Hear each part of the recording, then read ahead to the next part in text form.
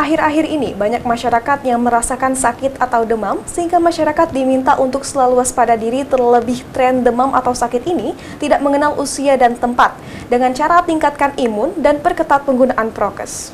Belakangan terakhir, banyaknya masyarakat Kabupaten Musirawas, Kota Lubuk Linggau, dan wilayah sekitarnya yang mengalami demam, sakit kepala, pusing, dan lainnya.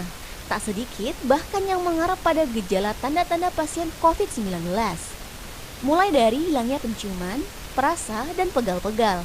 Bahkan di berbagai tempat praktik klinik dokter, juga banyak pasien yang mengantri untuk dilakukan pemeriksaan klinis.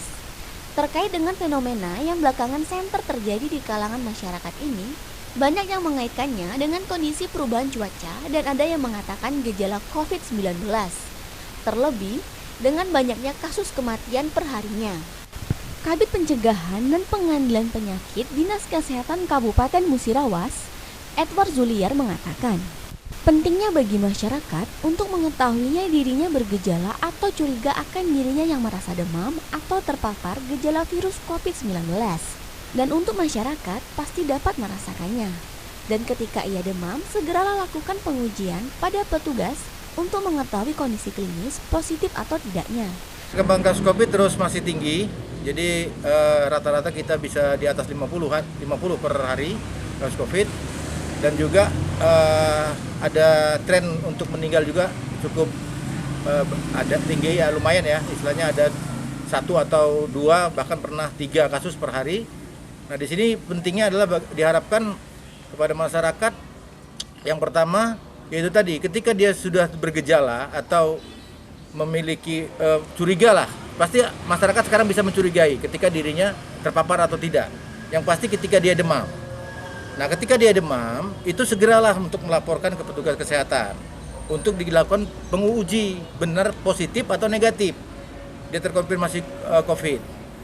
Nah ini di sini masyarakat ada persepsi yang salah.